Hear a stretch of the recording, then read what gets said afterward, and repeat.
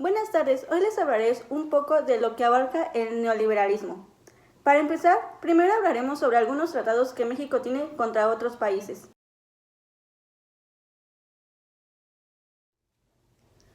Primero comenzaremos con el Tratado de Libre Comercio América del Norte, que fue firmado por Estados Unidos, México y Canadá.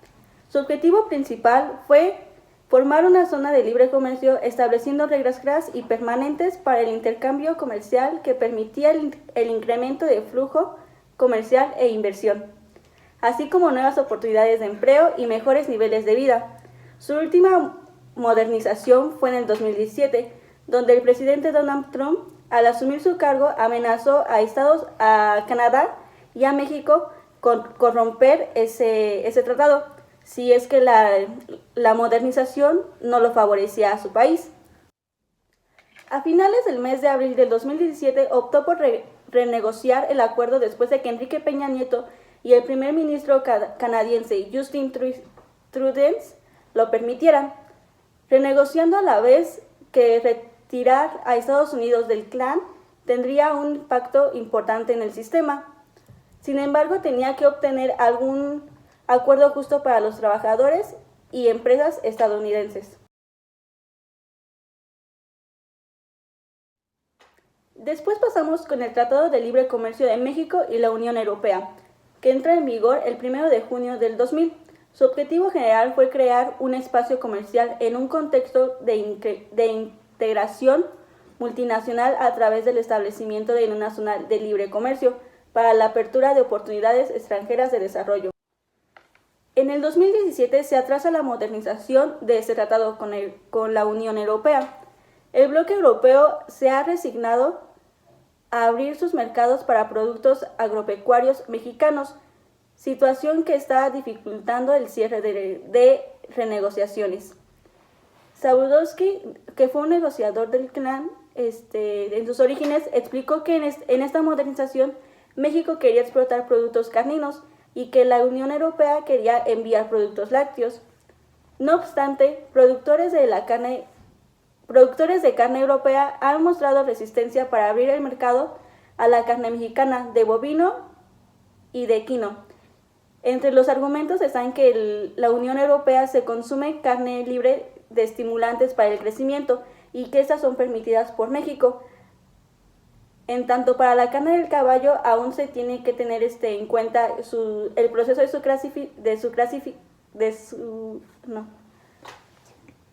clasificación y dar seguimiento a la vida de estos animales.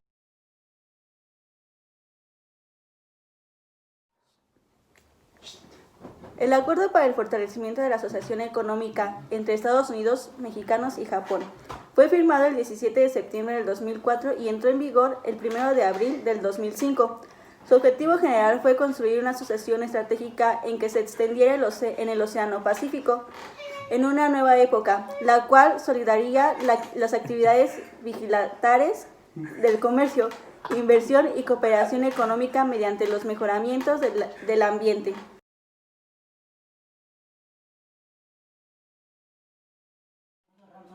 Migración. Desde la segunda mitad del siglo XX, la tasa de migración se ha incrementado a niveles nunca antes vistos, principalmente debido al proceso comúnmente llamado o asociado como la globalización y sus efectos en el flujo capital y de trabajo.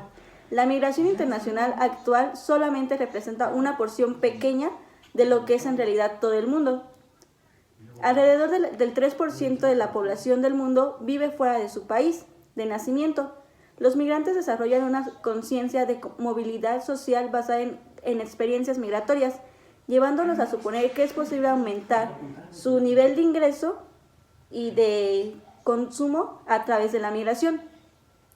La versión neoclásica de la migración se ha ido influyendo y sin lugar a duda en el caso de México, Estados Unidos, se observa un diferencial salarial importante entre ambos países, debido al siglo pasado hasta nuestros días.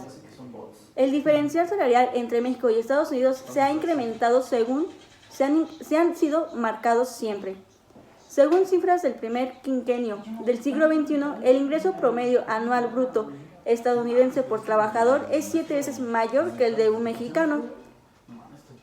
Y es aquí donde nos podemos dar cuenta que México siempre ha batallado del dinero o de la economía por medio del gobierno. También nos podemos preguntar si la culpa es de la población o del gobierno, que no tiene conciencia de que la población necesita ganar más dinero para que el incremento del PIB pues suba.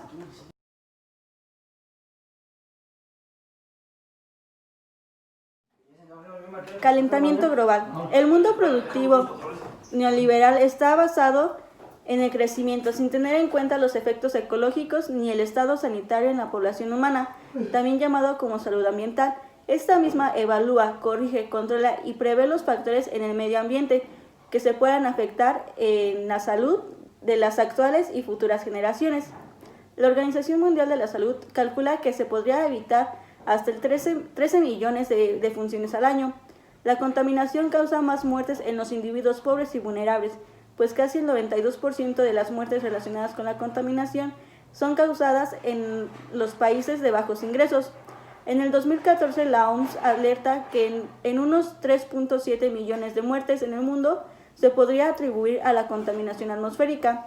La mayor parte de estas se produjeron en los llamados países de vías de desarrollo. En Europa se calcula que el 95% de la población urbana respira aire que rebasa los límites aceptables marcados por la OMS, lo que es causa de 2.500 millones de muertes prematuras al año en las ciudades. Esto es una verdadera cifra muy alta. Si el mundo ya está exhausto de tanta gente de población, ¿por qué el gobierno no hace una ley contra las industrias, que son las que generan más cambio climático? También podría, por ejemplo, las industrias que utilizan recursos naturales podrían hacer una reforestación de árboles para que, en vez de quitar a la naturaleza, aporten algo más hacia ella.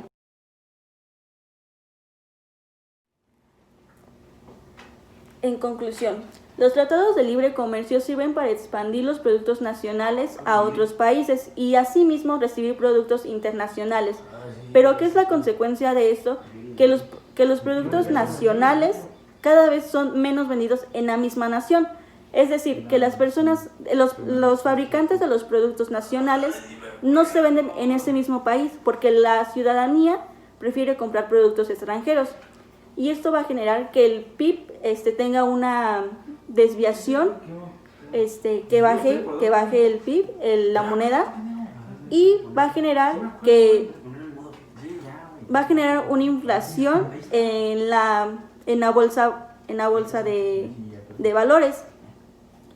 Y al momento de que se genere esta inflación, la población mexicana buscará alternativas para poder sobrevivir a estas circunstancias. Una de esas alternativas que va a buscar va a ser la migración hacia otros países. Una vez que los migrantes quieran esta alternativa, va a ser a consecuencia de los problemas que se han generado, como falta de dinero, los trabajos mal pagados, porque existe una acumulación de población en un país que requiere trabajos urgentemente, y esto es una menor posibilidad de tener un trabajo estable.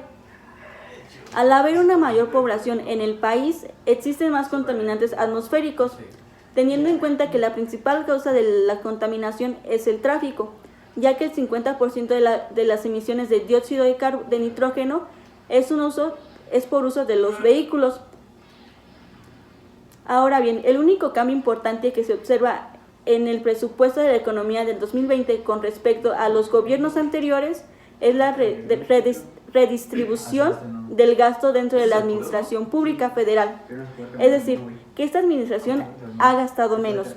Pero ¿qué está pasando con el sector salud? Ellos siguen gastando como si el pueblo no lo necesitara. Y es aquí donde entran los liberales actuales.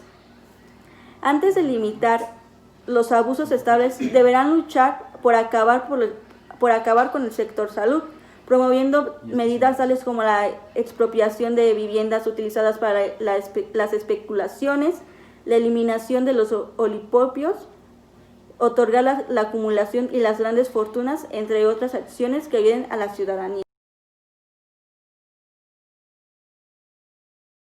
Buenas tardes, estamos con María Guadalupe que nos va a dar algunas respuestas de una entrevista. Buenas tardes.